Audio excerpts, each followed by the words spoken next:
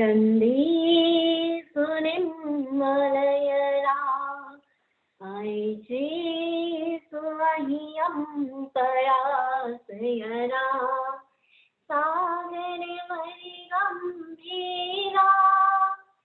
तीर्था सिद्धिं मम दिशन्तु चन्देषु निर्मलयना ऐचेषु अहियंतराशयना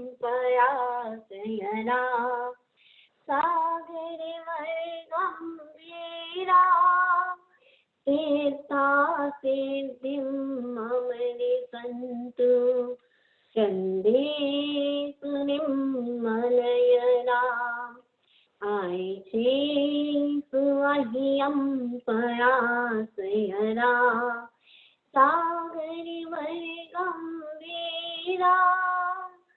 तीर्था सिद्धिं मम दिशन्तु तीर्था सिद्धिं मम दिशन्तु।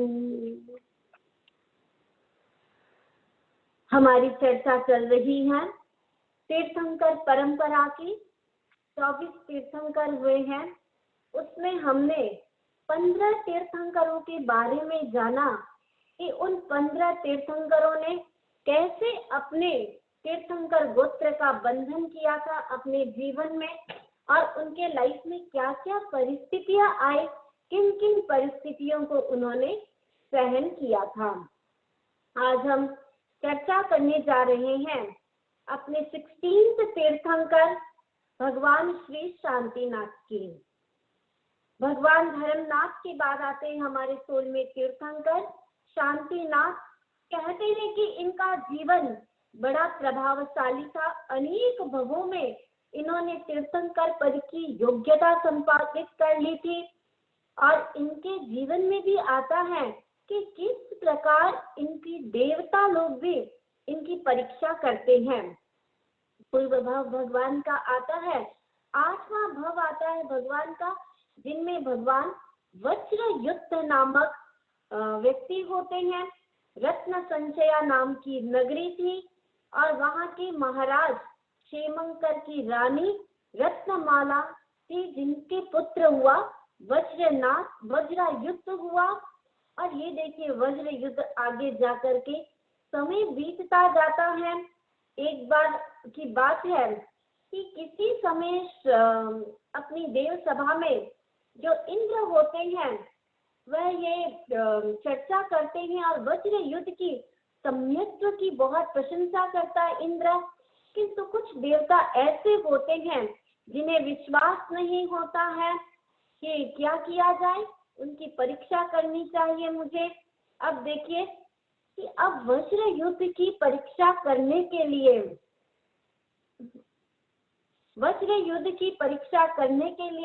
एक देवता नीचे आए, और देवता जब नीचे आए और परीक्षा की, देवता ने कहा कि देखो राजन, ये पुण्य पाप कुछ नहीं होता है, शुभ अशुभ कुछ नहीं होता है, नौ तत्व कुछ नहीं होता है।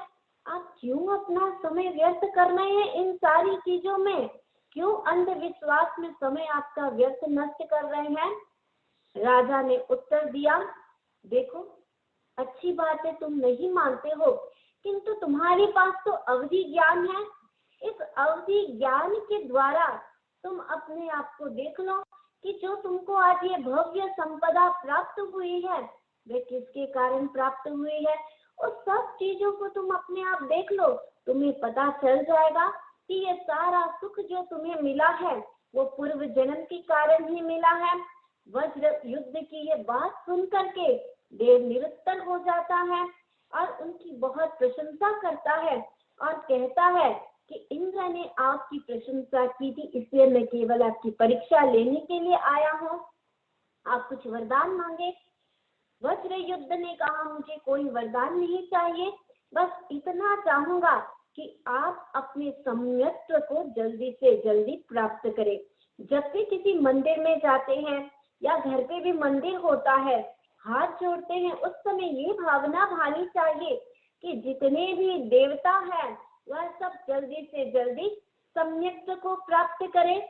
अब वज्र युद्ध इससे देवता बड़ा प्रसन्न हुआ और उन्हें एक दिव्य अलंकार देकर के चला जाता है।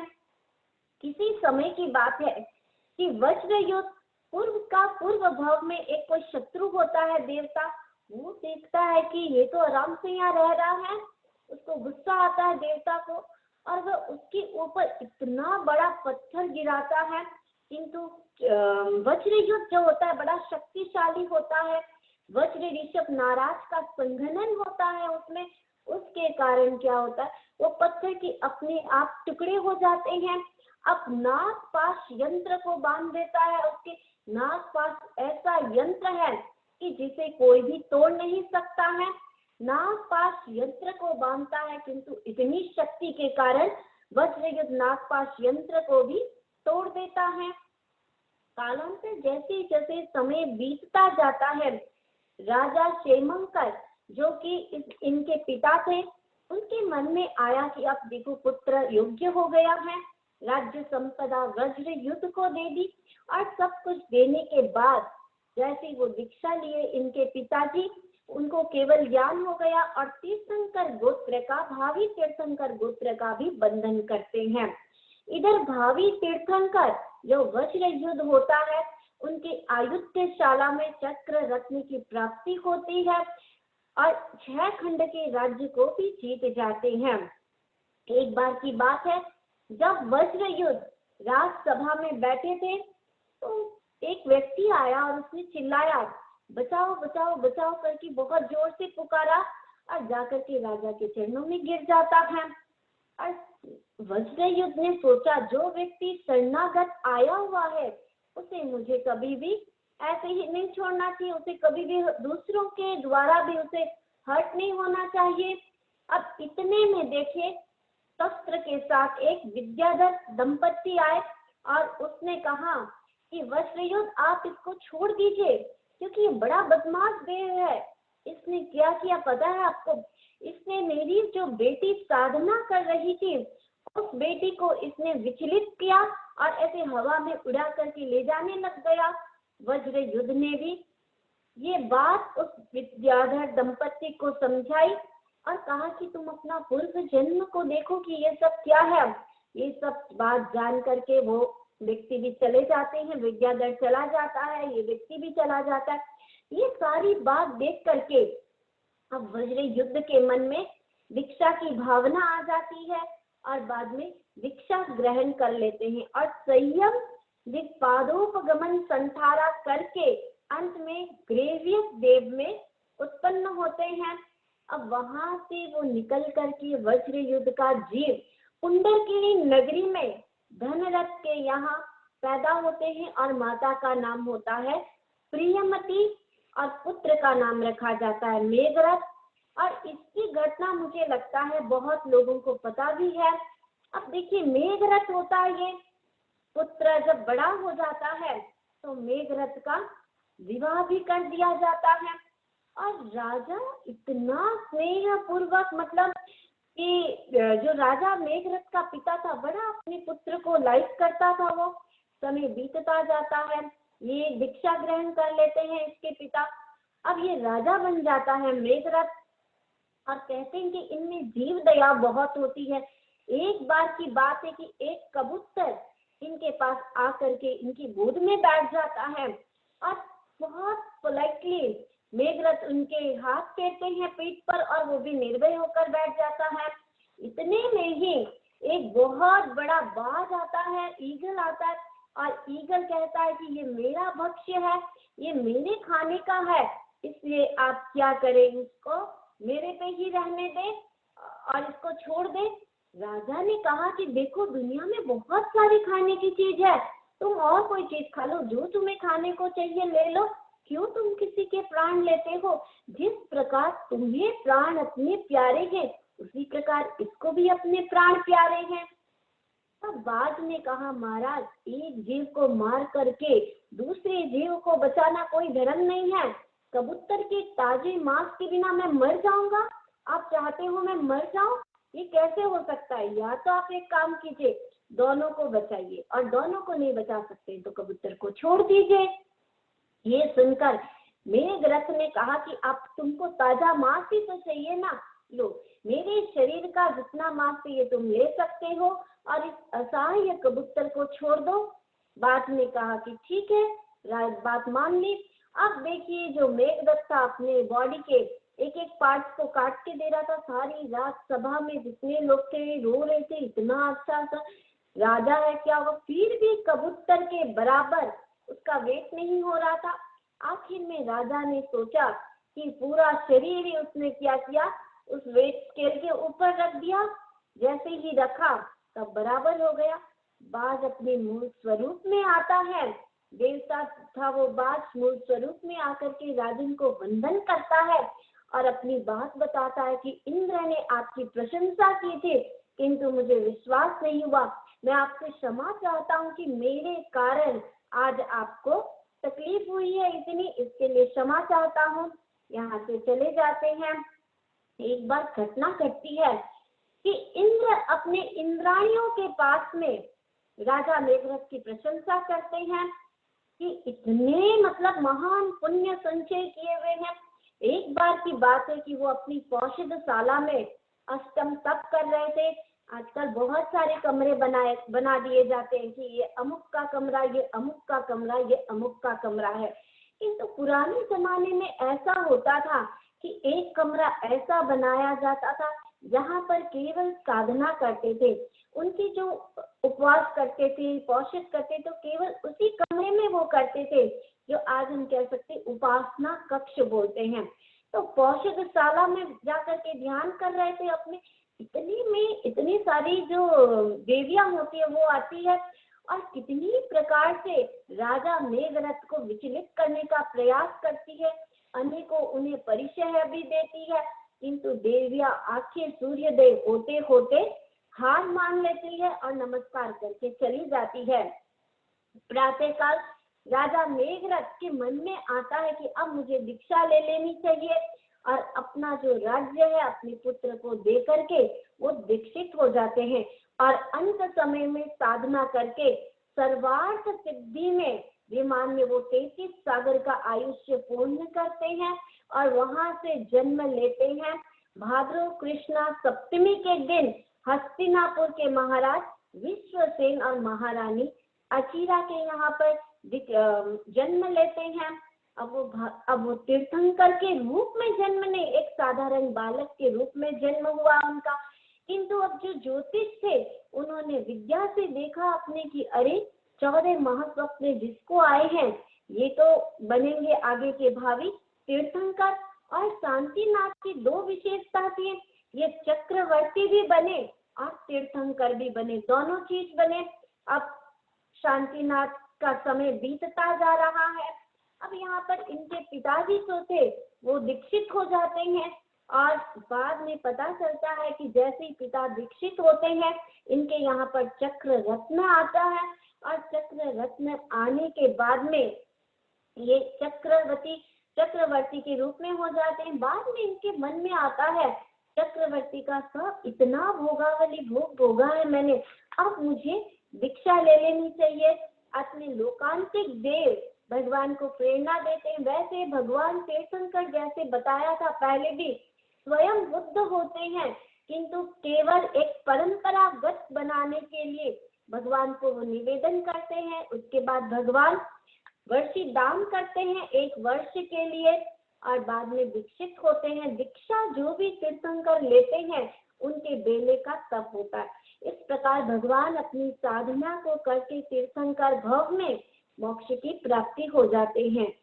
तो भगवान का जीवन कहते हैं कि बहुत ही उच्चतम था और इनके श्रावक थे 2,90,000 और श्राविका थी 3,93,000। इतनी सारी श्राविकाएं थी। अब आते हैं हमारे 70वें तीर्थंकर भगवान श्री कुंतुनाथ जी। कुंतुनाथ जी का भी जीवन अपने आप में बहुत उच्च जीवन था। जम्बू द्वीप के पूर्व महाविदय में आवर्त देश था और वहां के प्रबल प्रतापी राजा थे सिंहवाहा। वहां पर वह पैदा हुए।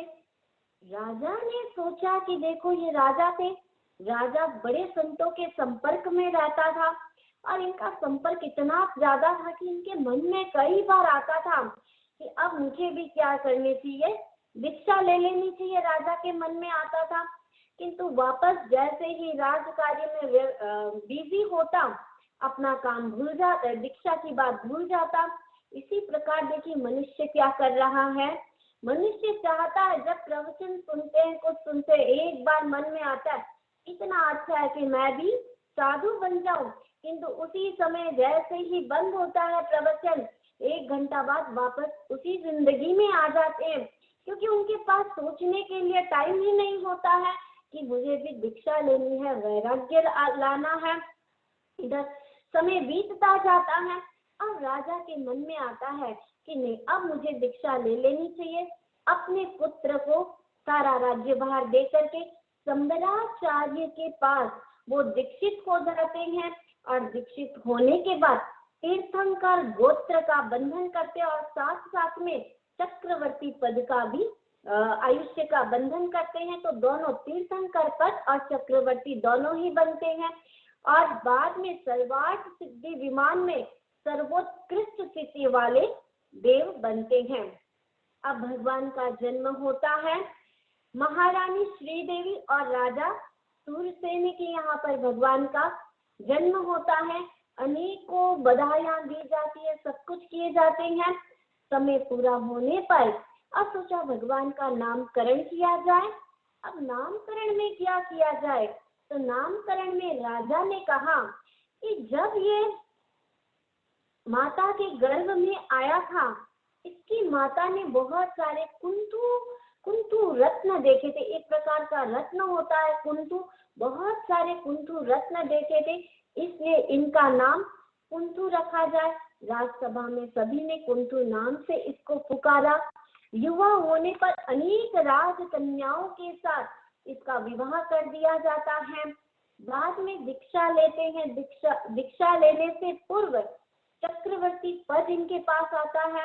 चक्रवर्ती पद का पूरा भोगावलीकरण भोगने के बाद भगवान दीक्षित हो जाते हैं। दीक्षित होने के बाद लाखों करोड़ों व्यक्तियों का उद्धार करते हैं, मोक्ष का मार्ग बताते हैं और बाद में आजीवन संसारा पचकते 1000 चरम शरीरी मुनियों के साथ आजीवन अनशन ग्रहण करते हैं।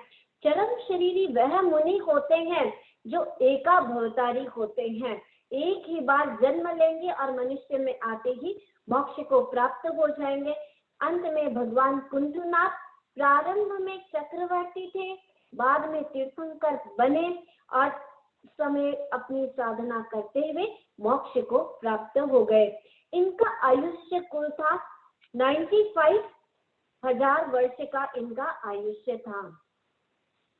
अब हमारे 18th तीर्थंकर आते हैं भगवान श्री अरनाथ। कुंतुनाथ भी चक्रवर्ती भी थे, तीर्थंकर भी थे। अरनाथ भी चक्रवर्ती भी बने और तीर्थंकर भी दोनों ही बने। इनके तीर्थंकर गोत्र बंधन का कारण क्या हुआ, क्योंकि किसी का भी तीर्थंकर गोत्र बंधन है तो उसका कोई ना कोई रीजन होता है।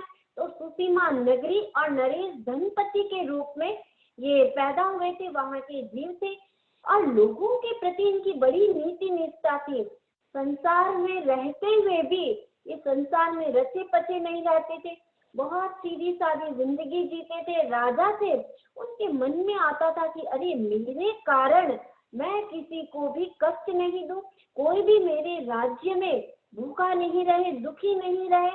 अंत में राजा ने संवर मुनि के पास में विरक्त होकर के दीक्षा कर ली।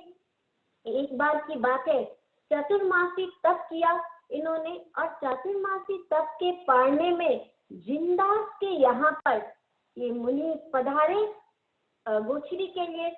उस समय जब मुनि पधारे गोचरी के लिए तब लोगों ने बहुत प्रशंसा की कि बाप रे ये कितने बड़े मुनि हैं, इनको बिल्कुल भी कुछ भी नहीं, इतनी सीधे साधे मुनि। खूब प्रशंसा की मुनि के और उस प्रशंसा से देखिए मुनि को बिल्कुल भी अहंकार नहीं आया, कुछ भी नहीं आया। इतनी कर्म निर्जरा हुई उनकी उस समय कि उच्चतम कर्म निर्जरा करके इन्होंने तीर्थंकर गोत्र का बंधन किया।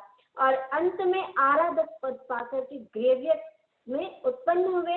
बाद में वहां से भगवान का जीव जन्म लेता है और रानी राजा सुदर्शन और रानी महादेवी की कुक्षी में आते हैं। और उस समय माता 14 स्वप्न देखती है और स्वप्न में देखती है रत्नमय चक्र देखती है, रत्नमय अर्ध चक्र देखती है। अब नामकरण संस्कार होता है तो वही बात कि नाम क्या रखा जाए। स्वप्न में अर्ध देखा था, अर्ध चक्र देखा था, इसलिए नाम इसका अर्धनाथ रखना चाहिए, वैसा ही नाम रखा गया। दीक्षा लंबे समय तक इन्होंने चक्रवर्ती पद होगा। बाद में चारित्र मोहिनीय कर्म का संयोक्षम हुआ, दीक्षित हुए। दीक्षित होने के बाद इन्होंने तीर्थंकर पद को प्राप्ति की और अपने जीवन को एक अच्छे से मतलब जीवन को बिताया, अनेकों लोगों का उद्धार किया और अंत में मोक्ष को प्राप्त हो गए। इनकी कुल आयुष्य थी 84,000 वर्ष की। धीरे धीरे देखिए सबका आयुष्य कितना घट जाता है। पहले कितने करोड़ ऋषभ से लेकर के अभी तक देखे तो सबका आयुष्य धीरे धीरे आर्य के हिसाब से घटता जाता है। अब हमारे आते हैं 19वें तीर्थंकर, जिनसे सभी परिचित है और 10 आश्चर्यों में एक आश्चर्य भी माना गया है इन्हें, भगवान श्री मल्लीनाथ। 19वें तीर्थंकर मल्लीनाथ प्रभु हुए हैं और शेष तीर्थंकरों ने पुरुष शरीर धारण किया और इन्होंने स्त्री शरीर धारण किया।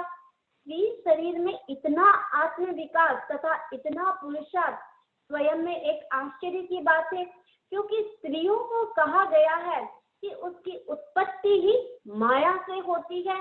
जितनी भी स्त्रियां होती है वह सारी माया के कारण ही स्त्री रूप में पैदा होती है। अब मल्ली प्रभु का भी जीवन कुछ ऐसा ही था कि किस कारण से वो ऐसे हुए। सलीलवती विजय में वितशोका नाम की नगरी थी और वहां की महारानी थी धारिणी और उन्होंने एक पुत्र को जन्म दिया, उसका नाम रखा महाबल। और महाबल जो था बड़ा ही प्रतापी था। पुत्र होने के बाद यौवन अवस्था में आया तो उनकी 500 राजकन्याओं के साथ महाबल का विवाह कर दिया गया और कमलश्री नामक पत्नी के जो प्रथम पुत्र उत्पन्न हुआ था उसका नाम रखा बलभद्र रखा गया। अब इन्होंने सोचा, महाबल ने, इतना समय बीत गया, मुझे क्या करना चाहिए, दीक्षा ले लेनी चाहिए और अपने प्रथम पुत्र बलभद्र को राज्य दे देता और स्वयं दीक्षा के लिए। किंतु दीक्षा से पहले इसके 6 अब इसमें दोस्त भी होते हैं, अचल, धरण, पूर्ण, वसु, वैश्रवण, अभिचंद्र। ये 6 एक साथ डिसाइड करते हैं, 7 ही जन, कि अब हम 7 को दीक्षा लेनी है और दीक्षा लेकर के भी हम ऐसी तपस्या करें, ऐसा अभिग्रह करें कि हम सब चीज एक जैसी करें कि 7 के 7 हम वापस एक ही जगह पर हो जाएंगे। ठीक है, सबने सोचा ऐसे ही करेंगे, ऐसे ही कर रहे थे। अब महाबल मुनि के मन में अहंकार आ जाता है कि देखो इन 6 से मैं अभी उत्कृष्ट हूँ, मेरा पद भी ऊंचा है, सब कुछ ऊंचा है। अगर हम एक जैसी तपस्या करेंगे, सब कुछ एक जैसा करेंगे तो हम सारे के सारे एक जैसा पैदा हो जाएंगे। मुझे कुछ ऐसा करना चाहिए कि जिससे मैं कुछ उच्च पैदा हूँ। अब देखिए उनके भीतर अहंकार भी आ गया और माया, दोनों चीज आ गई। अब पढ़ने का समय होता, सबने डिसाइड किया तपस्या करने का और पढ़ना भी साथ में करेंगे। जैसे ही पढ़ना लेकर के आते, महाबल कहता कि आप तुम सब कोई पढ़ना कर लो, मैंने तो किया है, त्याग कर लिया है। तो 6 दोस्त बोलते तुम पहले ही बता देते तो हम भी तुम्हारे साथ साथ उपवास कर लेते, कुछ भी कर लेते, जो भी तुम कर रहे हो कर लेते हम। किंतु ठीक है, अब विशेष देखिए अहम और माया की प्रगाढ़ता के कारण उन्होंने स्त्री गोत्र का बंधन किया, किंतु विशिष्ट तपस्या और निर्जरा के कारण तीर्थंकर गोत्र का बंधन भी किया। कई बार देखिए ऐसे सुनने को भी आता है, ये व्यक्ति इतना कमाई करता है, इतना धर्मिष्ठ है, सब कुछ है, फिर भी उसको कितना गुस्सा आता है, फिर भी ये ऐसा कर रहा है। ये पक्ष ठीक है, देखिए उस कर्मों की जो किए हैं उसको तो उसे भोगना ही पड़ेगा, किंतु अच्छे कर्म जो किए हैं उसकी निर्जरा उसको हो रही है। जैसे कि महाबल को हुई थी, तपस्या कर रहे हैं, उसने तो तीर्थंकर गोत्र का बंधन किया और उसके जो माया थी उसके कारण उन्होंने स्त्री गोत्र का बंधन किया।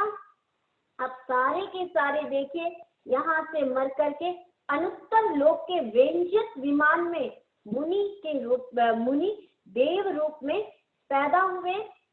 अब भगवान का जन्म होता है, वहां का पूरा आयुष्य भोग करके मिथिला नगरी के राजा कुंभ और महारानी प्रभावती के यहाँ पर आते हैं। 9 महीने का समय पूरा हो जाता है और जब महारानी को पता चलता है प्रभावती को कि पुत्री हुई है, सबकी जो एक्सपेक्टेशन थे वो सारे विपरीत हो जाते हैं, क्योंकि खुशी मनाई जा रही थी पुत्र की और हो गई पुत्री। वो जमाना ऐसा था जब पुत्री जब होती है तब कोई भी कुछ भी जन्मदिन का महोत्सव नहीं मनाया जाता था। अब देवता आए, क्योंकि भावी तीर्थंकर थे, देवता आए, जन्मोत्सव मनाया, तो राजा ने सोचा कोई भी हो मुझे भी इस परंपरा को तोड़ देना है और परंपरा को तोड़ करके मुझे इनका जन्मोत्सव मनाना है। राजा ने भी खूब जन्मोत्सव किया और उस समय पूछा कि बालिका का नाम क्या रखना चाहिए, तो महाराज ने बताया उस समय रानी की इच्छा हुई थी कि पुष्प सैया पर मुझे सोना है, और देवताओं ने वो सारा उसका बनाया था, सारा उसका आर्किटेक्चर और सब कुछ देवताओं ने किया, तो बालिका का नाम मल्ली कुमारी रखा जाए। मल्ली कुमारी बहुत सुंदर थी, जिसकी सुंदरता इतने राजाओं के पास थी।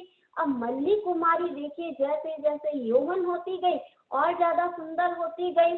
अब दूर दूर से आ रहे थे कि हमको मल्ली कुमारी चाहिए। अब राजा के पास 6 राजाओं का निमंत्रण आया, 6 के पास तो जा नहीं सकती, किसके पास जाए, तो फिर 6 के 6 ने युद्ध की बेड़ी बजवा दी कि क्या करे। राजा ने सोचा कि देखो महाराज कुंभ ने सोचा 6 राजाओं से तो मैं युद्ध कर नहीं सकता हूँ। इधर पुत्री को पता चलता है कि ऐसा ऐसा हुआ, पिताजी से कहा पिताजी आप एकदम निश्चिंत रहिए, चिंता न करें बिल्कुल भी, जो जो काम करना है मैं अपने आप कर लूंगी। अब देखिए वो क्या करती है, एक मूर्ति बनाती है सेम अपनी जैसी, उसके 6 दरवाजे बनाती है और 6 दरवाजे की आजू बाजू कोई उसे देख नहीं सके, और उसमें हर दिन जो भी खाती है उसका एक कौवा उसके अंदर डाल देती है। 6 राजाओं को वो दूध बेचती है और 6 राजाओं को ऐसा लगता है कि मुझे ही बुलाया गया और किसी को नहीं बुलाया है, तो सब अपने आप में निश्चिंत थे कि सिर्फ मुझे ही जाना है। जा करके देखते तो 6 के 6, किंतु 6 भी एक दूसरे को नहीं देख पाते हैं। जैसे ही उस मल्ली कुमारी की मूर्ति को देखते हैं, क्योंकि उन्हें ये नहीं पता कि ये मल्ली कुमारी की मूर्ति है, इतनी सुंदर मूर्ति देख आश्चर्य हो जाता है उनको। अब मल्ली कुमारी आती है और मल्ली कुमारी उसका ढक्कन खोलती है, जैसे ही ढक्कन खोलती है भयंकर से दुर्गंध आती है। राजा सारे कहते हैं ये क्या कर रहे हो तुम ये क्या कर रही हो। उसने कहा कि अरे आप सब मेरे शरीर पर इतने आसक्त हैं, ये शरीर किससे बना हुआ है, ये शरीर भी तो इसी से ही बना हुआ है, हाड़ मांस का पुतला है और कुछ नहीं है, क्यों इस पर आसक्त हो रहे हैं। और अवधि ज्ञान था ऑलरेडी मल्ली कुमारी को। उसने कहा अपने पूर्व जन्म को देखो, हम सातों एक दोस्त थे, हमने ऐसा ऐसा सब कुछ किया, अब हम क्या करें। अब देखिए 6 दोस्तों को भी जाति स्मरण ज्ञान होता है, और अब मल्ली कुमारी कहती कि हम सातों ही एक जैसी तपस्या करें और एक जैसा कार्य करके मोक्ष पद को प्राप्त हो। और इधर सासू को भगवान जो मल्लीनाथ थे वो भी दीक्षित हो गए, और उसके बाद 6 जो राजा थे उन्होंने भी दीक्षित हो गए और अपने जीवन को बहुत अच्छा से साधना में जीवन जिया। अंत में सभी के सभी मोक्ष को प्राप्त हो जाते हैं। और दिगंबर मान्यता के अनुसार मल्लीनाथ को पुरुष भी माना गया है, क्योंकि उनकी मान्यता के अनुसार स्त्री मोक्ष नहीं जा सकती है और अपन कहते हैं कि स्त्री मोक्ष की प्राप्ति भी कर सकती है। तो मल्ली कुमारी स्त्री थी और मोक्ष को प्राप्त किया। और इनका छद्मस्त काल कहते हैं कि सबसे छोटा छद्मस्त काल था, केवल 1 प्रहर का छद्मस्त काल था और इनकी कुल आयुष्य थी 55,000 वर्ष की। तो इस प्रकार मल्ली कुमारी ने अपने जीव का उद्धार किया। अब हमारे आते हैं 20वें तीर्थंकर भगवान श्री मुनि सुव्रत। इन्होंने कैसे तीर्थंकर गोत्र का बंधन किया? चंपा नगरी के नरेश सूरश्रेष्ठ के जन्म में अनीक को इतनी खुशियां बांटी गई थी और उन्होंने अनीक को जन्म में साधना की थी। ऐसा नहीं कि केवल एक जन्म की साधना से व्यक्ति को मोक्ष प्राप्त हो जाएगा। कितने कितने जन्मों की साधना करते हैं तब जाकर के भगवान की वाणी सुनने को मिलता है, और कितने कितने जन्मों की साधना करते हैं जब जाकर कहीं पर व्यक्ति का तीर्थंकर गोत्र का बंधन होता है। इन्होंने विशेष अनुष्ठान किए अपनी जिंदगी में, और जब इनको कहा कि आप राज्य सिंहासन संभाले, उस समय इन्होंने मना कर दिया सिंहासन संभालने के लिए। दीक्षित होकर अरहत की खूब आराधना की और इतनी कर्म निर्जरा की, और कर्म निर्जरा के कारण इन्होंने तीर्थंकर गोत्र का बंधन किया। अब उनका पूरा आयुष्य भोग करके, महर्षि देव का आयुष्य भोग करके राजगृह नगरी के राजा सुमित्र के और महारानी प्रभावती के यहाँ पर पैदा होते हैं। अब पूछा कि 64, देखिए जो भी तीर्थंकर होते हैं उनकी जन्मोत्सव मनाने के लिए 64 इंद्र अनेक देवता इकट्ठे होते हैं। 56 दिक् कुमारियां उनकी जन्मोत्सव की व्यवस्था करती है, और माता को बिल्कुल भी पीड़ा नहीं होती है कि कोई बच्चा हो रहा है क्या, एकदम आराम से हो जाता है। तो ये सारे होते हैं क्योंकि तीर्थंकर जैसे जीव आ रहे हैं। अब राजा मुनि सुव्रत बड़े हुए, वो राजा बनी, अनेक राजकन्याओं के साथ उनका विवाह भी हुआ। अब वो दीक्षा के लिए तैयार हो गए हैं, दीक्षा लेते हैं। अब निर्वाण प्राप्ति देखते हैं कि पास में आ रहा है, तो 1000 चरम शरीरी साधुओं के साथ वो अंतिम अनशन ग्रहण करते हैं और भगवान मोक्ष प्रद की प्राप्ति हो जाती है। और मुनि सुव्रत के समय ही देखिए रामायण हुई थी। 8वें बलदेव राम और वासुदेव लक्ष्मण भगवान मुनि सुव्रत के शासन काल में हुए, और भगवान राम का एक नाम और था, पद्म नाम से भी भगवान राम जाने जाते थे। और इधर भगवान मुनि सुव्रत का कुल आयुष्य था 30,000 वर्ष का कुल आयुष्य था। अब हमारे 21वें तीर्थंकर आते हैं भगवान श्री नमीनाथ जी। नमीनाथ जी का जीवन भी कौशंबी पूर्व जन्म में कौशंबी नगरी के राजा सिद्धार्थ थे, और उन्होंने उत्तम व्यवस्था कर दी अपने राज्य में। किसी को भी किसी वस्तु का अभाव नहीं हो, सारे के सारे बिल्कुल शांति से रहे, संतुष्ट रहे, संसार की नश्वरता को जाने, इतनी सारी चीजें उन्होंने व्यवस्था कर दी। अब उनके मन में आया कि अब मुझे भी विरक्त हो जाना है और दीक्षा लेनी है। दीक्षा लेकर के अनेक साधुओं की देखिए केवल वे सेवा करते हैं, केवल सेवा से इतनी निर्जरा हो जाती है उनको, और उत्कृष्ट निर्जरा करके तीर्थंकर गोत्र का बंधन करते हैं, और वहां से अपराजित महाविमान में पैदा होते हैं। वहां का पूरा आयुष्य भोग करके वो राजा विजय और महारानी वप्रा के यहाँ पर पैदा होते हैं। अब राजा के यहाँ पर होते हैं, बहुत उनकी खुशियां मनाई जाती है, सब कुछ किया जाता है। अब पूछा कि नाम क्या रखा जाए इनका, तो कहा कि उस समय हमारे जनपद में बहुत सारी प्रॉब्लम्स थी, किंतु जैसे ही महारानी ऊपर छत पर गई और जो युद्ध करने के लिए राजा आए हुए थे उनको केवल देखा, और देखते ही राजा ने कहा, जो युद्ध करने वाले राजा थे उन्होंने कहा अब हमको युद्ध नहीं करना है, दोस्ती कर लेनी चाहिए। केवल इसके कारण देखिए हम इनका नाम रखते हैं नमीनाथ, और फिर नाम रखा गया नमी कुमार, और सभी ने बालक को उसी नाम से पुकारा। विवाह हुआ, राज्य संभाला, दीक्षा ली भगवान ने, और अपनी सुदीर्घकालीन दीक्षा में भगवान ने अपनी संयम यात्रा पूर्ण करके छद्मस्त काल भगवान का 9 मास का रहा। उसके बाद केवल्य को प्राप्त हुए, और प्राप्त होने के बाद तीर्थ की स्थापना की, और अंत में मोक्ष पद को प्राप्त हो गए। कुल आयुष्य भगवान नमीनाथ की थी 10,000 वर्ष की इनकी कुल आयुष्य थी। हमारे भाई से तीर्थंकर, जिससे बहुत सारे लोग परिचित भी हैं और उनके जीवन के बारे में जानते भी हैं। 22वें तीर्थंकर वे हैं हमारे भगवान श्री अरिष्टनेमि, और कहते हैं कि उनके 9 भवों का वर्णन आता है।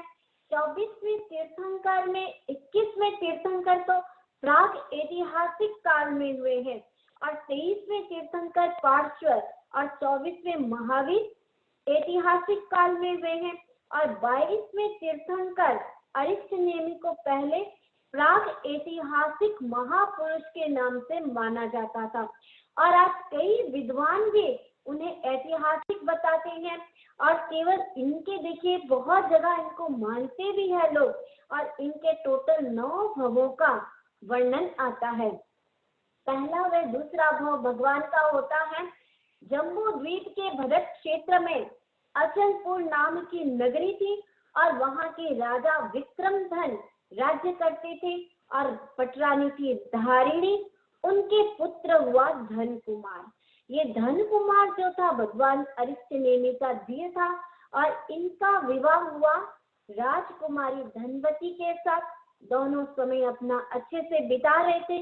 एक बार दोनों कहीं पर बाहर वन में जाते हैं, और वहां पर देखते हैं कि कोई मुनि रुग्ण है, इनकी दवाई की व्यवस्था करनी चाहिए, हमको इनकी सेवा करनी चाहिए।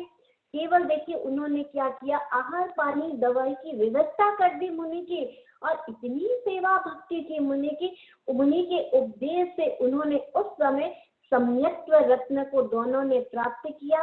बाद में उन्होंने विक्रमधन को अपना राज्य सिंहासन दे करके धन कुमार स्वयं दीक्षित हो जाते हैं, और अंत में दोनों ही देखिए पति पत्नी पहले देवलोक में महाऋद्धिक देव बनते हैं। अब भगवान का आता है तीसरा व चौथा भव। यहाँ पर सूरतेज नाम की नगरी थी, और वहां के विद्याधर थे, सूर्य राजा थे, और विद्युन्मती रानी थी, और इनके पुत्र हुआ चित्रगति। चित्रगति के होने के बाद, यौवन अवस्था में आने के बाद रत्नवती के साथ इसका विवाह कर दिया जाता है। समय बीतता जाता है, और इनके 2 भ्राता होते हैं, मनोगति तथा चपल गति। देखिए ये 4 जीव जो है, दोनों पति पत्नी, मनोगति, चल गति, हर भव में ये लोग साथ साथ में रहते। चाहे देवलोक में जाते हैं तो भी साथ में रहते हैं, चाहे मनुष्य भव में आते हैं तो भी साथ रहते हैं। अब ये यहाँ पर तीसरे और चौथे भव में मनोगति और चपल गति इनके भाई बनते हैं, छोटे भाई। अब मुनि दमघर के पास ये चारों के चारों दीक्षित हो जाते हैं, और अंत में देवलोक में चारों ही देव बनते हैं। 5वां और 6ठा भव आता है कि राजा हरिनंदी था, और प्रियदर्शना थी, और उसके पुत्र का नाम रखा अपराजित, और अपराजित नाम था उनका, और इनकी विवाह हुआ था प्रीतिमती के साथ, इनका विवाह हो गया था। और उनके 2 पुत्र हुए सूर और सोम, ये जो दोनों मनोगति और चपल गति थे। वहां का राज्य संभाल करके दीक्षित हो जाते हैं, और अपने जीवन को अच्छे से बिताते हैं। अब भगवान का आता है 7वां भव और 8वां भव। वहां पर भरत क्षेत्र के हस्तिनापुर में श्रीसेन राजा राज्य करते थे, और इनके पुत्र हुआ था शंख, जो भगवान अरिष्टनेमि का जीव था, और इनका विवाह कर दिया जाता है यशोमती के साथ, जो हस्तिनापुर में हुई थी। और इनके बंधु बनते हैं सुर और सोम भी इनके साथ ही होते हैं, श्रीसेन के पुत्र हो जाते हैं। एक बार की बात है कि सारे के सारे बैठे रहते हैं, अचानक से लोग दौड़ते दौड़ते आते हैं और कहते हैं कि समरकेतु के शत्रुओं ने हम पर आक्रमण बोल दिया, राजन आप कुछ कीजिए, हमको बचाइए, नहीं तो वो सब धन माल सब कुछ लूट करके लेके जा रहे हैं, सब कुछ तहस नहस कर दे रहे हैं, क्या करना चाहिए। समरकेतु जो था युद्ध करने के लिए जा रहा था। इसी में शंख कहता है कि पिताजी आपको जाने की क्या जरूरत है, जब मैं हूँ तब मैं स्वयं चला जाता हूँ।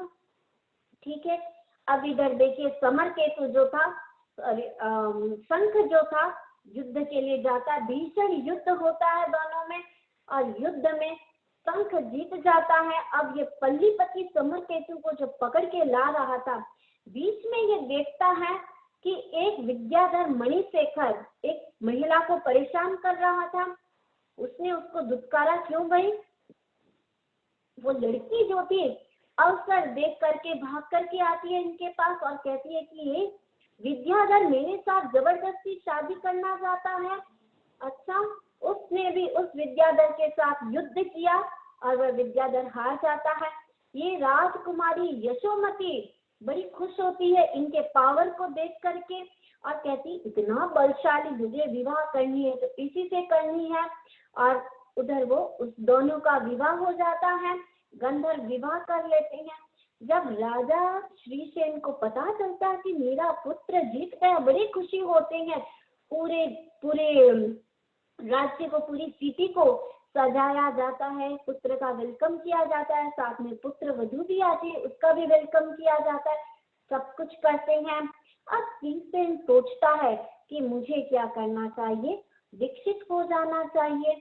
अब ये श्रीसेन दीक्षित हो जाते हैं और दीक्षित होने के बाद थोड़ी समय के बाद उनको केवल ज्ञान हो जाता है।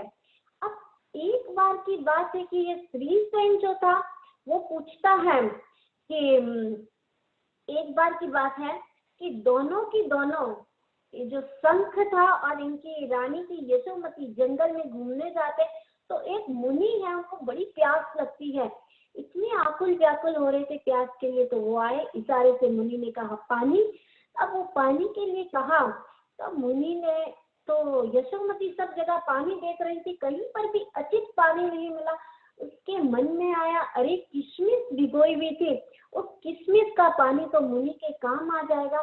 लेकिन पानी कई प्रकार से पक्के होते हैं, आगम सूत्र में आया है कि 21 प्रकार से पानी को पक्का किया जाता है। तो अब ये पक्का किया गया इसको, तो उसने बड़ी खुशी से उस मुनि को पानी पिलाया, इतनी उत्कृष्ट भावना से दोनों को बड़ी खुशी लगी, राजा रानी दोनों हर्षित हुए। अब ये श्रीसेन को केवल ज्ञान रहता है, तो दोनों पूछते हैं कि महाराज मुझे इस यशोमती के साथ इतना मोह क्यों है, यशोमती के साथ भी, और ये तो दोनों मेरे भाई हैं, इनके साथ भी बड़ा मुझे प्रेम है, इसका रीजन क्या है। तब श्रीसेन कहते हैं कि ये आज का तुम्हारा संबंध नहीं है, 7 भव से तुम्हारा संबंध चला आ रहा है। तो का सौधर्म देवलोक में ये तुम्हारी मित्र बनी थी, चित्रगति के भव में ये तुम्हारी पत्नी बनी थी, बाद में महाइंद्र देवलोक में तुम्हारी फिर से मित्र बनी, अपरिचिता के भव में ये फिर तेरी प्रीतिमती नाम की पत्नी बनी। तो ये 7 भव थे, किंतु अभी 2 भव और तुम लोग साथ में बिताओगे, फिर मोक्ष की प्राप्ति हो जाएगी। दोनों को बड़ी खुशी लगी। अब देखिए वहां से पूरा पूर्व भव का आयुष्य सुन करके राजा और रानी दोनों के मन में वैराग्य आता है, दोनों दीक्षित होते हैं और चौथे अनुत्तर अपराजित देवलोक में देव बन जाते हैं। अब इधर जन्म होता है दूसरे में। अब यहाँ समुद्र विजय के राज प्रसाद में आते हैं और शिवा रानी के यहाँ पर आते हैं। अब देखिए भगवान का जन्म हो गया, बड़ी खुशियां मनाई जा रही है, सब कुछ किया जा रहा है। अब राजा समुद्र विजय के 10 भाई थे और 10 भाइयों में इतनी खुशी है कि ये अपूर्व जन्मोत्सव मनाया जाए। अब पूछा कि क्या नाम रखा जाए, तो कहते हैं कि अरिष्ट नाम का इनकी माता ने स्वप्न देखा था, अरिष्ट नाम के चक्र रत्न का, इसलिए इनका नाम अरिष्ट नेमि रखा जाए। अब कहते हैं कि यहीं से हरि वंश की उत्पत्ति होती है। अरिष्ट नेमि के पिता जो थे महाराज समुद्र विजय हरिवंशीय प्रतापी राजा थे, और हरिवंश की उत्पत्ति हुई थी 10वें तीर्थंकर शीतलनाथ के शासन काल में वत्स देश की राजधानी कौशाम्बी नगरी में हुई थी, और वहां का राजा था सुमुह। ये जो सुमुह राजा था एक बार कहीं जा रहा था, और वीरक नाम का एक व्यक्ति था, उसकी पत्नी थी वनमाला। उस वनमाला इतनी सुंदर थी कि उस वनमाला को देखते ही राजा को उससे लगाव हो जाता है, और किसी प्रकार उसको लेके जाना चाहता है, ये लेके चला जाता है, और वनमाला को भी फिर उससे, और ये परम रानी बन जाती है वनमाला। इसकी दोनों अपना समय खुशी से बिता रहे, किंतु ये जो वीरक होता है बड़ा दुखी हो जाता है और अपना समय इतना दुखमय बिताता है। अब इधर ये एक बार दोनों ही जंगल में होते हैं। अब ये दोनों राजा रानी वीरक को देखते हैं तो राजा के मन में आता है, ओहो मैंने कितनी बड़ी गलती कर दी, आज जो ये सब हुआ है ना, इन सब का कारण कौन है? मैं स्वयं इनका कारण हूँ, इसका कारण हूँ, ये मेरे कारण विक्षिप्त हो गया है। तो ऐसा करना, उसी समय देखिए उनके मन में चिंतन होता है, और अचानक से बिजली गिरती है और दोनों का आयुष्य संपन्न हो जाता है, वहीं पर उनके निधन हो जाता है। अब वहां से मर करके ये योगलिक रूप में पैदा होते हैं। अब योगलिक रूप में आते हैं, और उस समय जो ये वीरक होता है वो भी मृत्यु को होकर के यह भी एक देव बनता है, पहले देवलोक का। अब ये देखता है कि दोनों ये जो युगल है बड़ी आराम से रह रहे। अब देखता है कि ये पूर्व जन्म में मेरे बैरी है और इतनी आराम से रह रहे हैं दोनों, खुशी से, इतना पाप करने के बाद भी खुशी से रह रहे हैं, मुझे इनको मार देना चाहिए।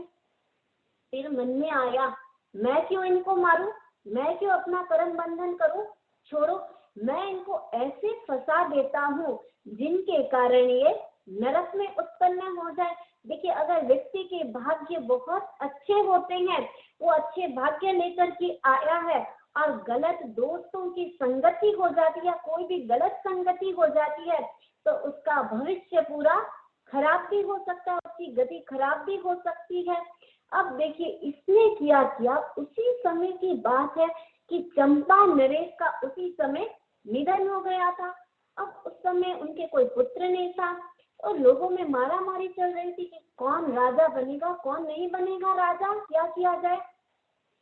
अब इसने अवसर का फायदा उठाया और देवता रूप में आया और बोला कि चिंता करने की कोई जरूरत नहीं है, मैं यहाँ पर एक युगल को छोड़ देता हूँ, और उस युगल को तुम लोग क्या करना, खूब मांस मदिरा खिलाना और खूब उनका समय क्या करना, इसमें वेस्ट कर देना, राज्य कार्य में वेस्ट कर देना, तो तुम्हारे राज्य की खूब उन्नति होगी। कहा बड़ी अच्छी बात है। अब देखिए उसने क्या किया, दोनों युगल को वहां छोड़ दिया, और दोनों की जो हाइट थी उसको छोटी कर दी, 100 धनुष की उनकी हाइट कर दी, और दोनों जैसे ही वहां आए लोगों ने मिलकर उनको राजा बना दिया, और पूरी भोगा सख्त में अपना समय बिताए, मर करके गए नरक में। और देखिए यह भी एक आश्चर्य था, क्योंकि योगलिक मर करके कभी भी नरक में नहीं जाते हैं, देवता में जाते हैं, और ये मर करके गए नरक में। और यह समय था 10वें तीर्थंकर शीतलनाथ और 11वें तीर्थंकर श्रेयांसनाथ के मध्य का समय था। तो उस समय हरिवंश की उत्पत्ति हुई थी, और अरिष्ट नेमि के पिता महाराज समुद्र विजय हरिवंशीय प्रतापी राजा थे, वहां के राजा थे वो। अब देखिए समय बीतता जाता है, अब बाल्यकाल जो होता है भगवान का बड़ा ही अच्छा बीतता है, किंतु जब भगवान 4 वर्ष के हुए थे उस समय यादवों में, यादव एक सोसाइटी होती है, एक जाति होती है, एक बड़ा संकट को पार किया। श्री कृष्ण ने कंस का वध कर दिया था उस समय।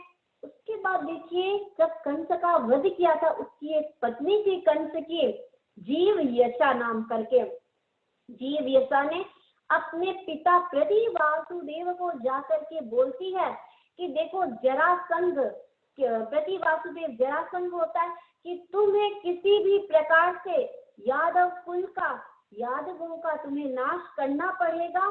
ठीक है भाई। अब ये जो प्रति वासुदेव थे उसे भी बड़ा गुस्सा आता है और अपने पुत्र काल कुमार को वो भेजता है वहां पर। अब काल कुमार जाता है किंतु कुछ छल प्रपंच से श्री कृष्ण उसका वध कर देते हैं। देव सहयोग से पूरी द्वारिका नगरी बसाई जाती है और यादव बड़े ही खुशी से रहते हैं वहां पर। जब ये प्रति वासुदेव देखता है कि अरे ये सब तो बड़ी खुशी से यहाँ पे रह रहे, ये कैसे हो सकता है, एक काम करता हूँ कि मैं युद्ध कर देता हूँ, अपने पुत्र काल कुमार का भी बदला ले लूंगा, मैं ऐसे करूंगा। अब देखिए युद्ध की रणभेरी बच जाती है। शुभ मुहूर्त में यादवों की चतुरंगिणी सेना जाती है। उस समय कुछ देवता आते हैं, बोलते कि बहुत सारे देवता जरासंध के मित्र हैं, तो हम क्या करते हैं, हम भी जाते हैं और वहां पर कृष्ण जी को ले जाते कि वो सारे के सारे उसमें उलझे रहेंगे। अब अरिष्टनेमि कहते हैं कि मैं भी जाऊंगा युद्ध में। अरिष्टनेमि भी देखिए युद्ध में जाते हैं, उसी समय उपस्थित रहते हैं और युद्ध की इतना भयंकर युद्ध होता है उस समय, और युद्ध में विजय होती है, श्री कृष्ण आदि यादवों की विजय होती है। और उस समय जरासंध को मार करके जो श्री कृष्ण जी थे वासुदेव, 9वें वासुदेव बनते हैं और बलदेव जी बलराम बनते हैं। तो इस प्रकार हमेशा ये नियम है कि वासुदेव प्रति वासुदेव को मारता ही मारता है। और अपरिमित बल था अरिष्टनेमि में। एक बार नेमि कुमार घूमते घूमते वासुदेव की, श्री कृष्ण की शास्त्रागार में पहुंच गए। वहां उन्होंने एक 5 जन्य शंख को देखा, उस शंख को उठाया और जोर से बजाया और उसको बजाने से पूरी द्वारिका नगरी हिल गई थी। कितने लोग बेहोश भी हो गए थे। विष्णु जी को आश्चर्य हुआ कि ये कौन, दूसरा वासुदेव आ गया क्या। बलराम को बोला कि क्या हमारा अस्तित्व मिट गया, आज तक बलराम भी जिसको बजा नहीं सकता, कौन दूसरा आ गया, क्या हमारा अस्तित्व मिट गया है। भागा जल्दी से देखने के लिए, तो देखा कि ये तो अरिष्टनेमि है। कुछ बोला नहीं, किंतु मन में आया कि अरे अगर भविष्य में ये अरिष्टनेमि मेरे से ज्यादा बलशाली होगा तो मेरा राज्य सिंहासन भी ले लेगा, तो मुझे इसकी एग्जाम लेना चाहिए कि ये मुझसे ज्यादा बलशाली है कि नहीं है। तब अब देखिए वासुदेव कृष्ण ने कहा कि भाई हम क्या करते हैं, युद्ध करते हैं हम दोनों आपस में थोड़ा कुछ कंपटीशन करते हैं। कहा ठीक है। तो कहा कि कंपटीशन हुआ, अनेकों यादव कुल वाले सारे लोग आ गए, यादव आ गए देखने के लिए। अब श्री कृष्ण ने अपना पहले लेफ्ट हैंड उठाया और उस हाथ को नीचे करना था एक बार में, जैसे कि लकड़ी को नीचे करते हैं वैसे ही अरिष्टनेमि ने उसके हाथ को नीचे कर दिया। अब दूसरी बार देखिए क्या होता है। अब अरिष्टनेमि का टाइम आता है। अरिष्टनेमि अपने हाथ को ऊपर उठाते हैं। अब जब अपने हाथ को ऊपर उठाते, इतना कोशिश करते हैं कृष्ण जी नीचे करने का, पर कर नहीं पाते हैं क्योंकि तीर्थंकरों में बहुत बल होता है। अब दूसरी बार फिर वे कोशिश करता है दोनों हाथ से करने का, कुछ नहीं होता। इतने में अरिष्टनेमि अपना हाथ थोड़ा और ऊपर कर देते हैं। अब वो झूलने लग जाते हैं, सारे लोग हंसने लग जाते हैं और अरिष्टनेमि को वो अपने गले से लगा लेते हैं और कहते हैं कि भाई तुम्हारे जैसा भाई अगर मेरे राज्य में हो तो किसकी हिम्मत कि कोई भी आंख उठा करके देखे। इसके पश्चात श्री कृष्ण ने ये कहा कि देखो, सारे लोगों को कह दिया अपने अंतःपुर में कि देखो कि अगर अरिष्टनेमि कहीं भी आए जाए कुछ भी करे तो कोई रोक टोक नहीं है, कुछ भी नहीं है, आराम से इनको आने देना और जाने देना। अब कृष्ण जी के मन में आता कि अरे मेरे भ्राता छोटा भाई अनुज है, इनकी विवाह करना चाहिए, तभी मेरा पूरा ये कार्य संपन्न होगा। अब इसका जिम्मा ये सौंपते अपनी रानियों पर, और रानियों को कहते हैं कि इसके सगाई उसको मनाओ, क्योंकि ये बिल्कुल निर्विकार है, इनके जीवन में विरक्ति ही विरक्ति है। इनको मन में ये करो कि इनको शादी करनी है, तैयार करो। रुक्मणी आदि को कहते हैं कि इनको तैयार करो। अब देखिए, एक बार सभी जल में स्नान करने के लिए जाते हैं तो कहते हैं कि देवर जी आप भी चलिए हमारे साथ। सभी एक साथ थे और कहा कि देखो, हम इतनी सारी रानियां और हमारा देवर कंवारा रहे, ये तो हमारे वंश परंपरा में अच्छा नहीं लगेगा, लोगों को भी अच्छा नहीं लगेगा, आपको शादी कर लेनी चाहिए। अब अरिष्टनेमी अपने अभिज्ञान से देखते हैं कि अरे मेरा वैराग्य, मेरा मतलब कि दीक्षा लेने का कारण निमित्त यही बनेगा, इसलिए उन्होंने शादी की हाँ कर दी। अब कृष्ण जी ने सोचा कि इन्होंने हाँ कर दी, यही बड़ी बात है, तो अब क्या करना चाहिए। चातुर्मास का समय था, चातुर्मास में कोई भी शादी नहीं करते हैं, किंतु कृष्ण जी ने सोचा कहीं इसका मन वापस बदल नहीं जाए, इसीलिए विवाह की तैयारी करनी चाहिए। और चातुर्मास के समय में ही उनकी विवाह की तैयारियां होने लग गई। अब देखिए, उग्रसेन जी की पुत्री के यहाँ पुत्री से इनका विवाह होता है, जो सभी जानते हैं इनका जीवनी राजीमती के साथ, जिसको हमने, जो हमारी 16 सतियों का वर्णन चल रहा है, उसमें हमने सुना कि किस प्रकार राजीमती जी को ये छोड़ देते हैं, और छोड़ने के बाद राजीमती भी 12 महीना तक विरह में रहती है और बाद में विकसित हो जाती है। और भगवान भी देखिए विकसित हो जाते हैं, बारात को वहीं से घुमा लेते हैं। विकसित होने के बाद अपना समय बहुत अच्छे से बिताते हैं।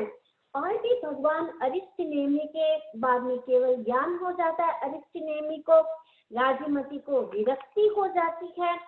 अब देखिए, भगवान को केवली होने के बाद भगवान अरिष्टनेमी बद्रिलापुर नगरी में पधारते हैं।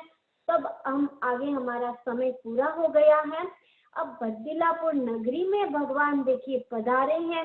बद्रिलापुर नगरी में क्या क्या होता, अधिकतम समय भगवान का द्वारिका नगरी में बीतता। तो द्वारिका नगरी का क्या होगा, भगवान बद्रिलापुर नगरी में क्या क्या चीज की भविष्यवाणियां करेंगे, इनको हम नेक्स्ट सेशन, जब हमारा भगवान अरिष्टनेमी तीर्थंकर का होगा, तब हम उनकी चर्चा करेंगे। इन्हीं भावनाओं के साथ ओम अरहम।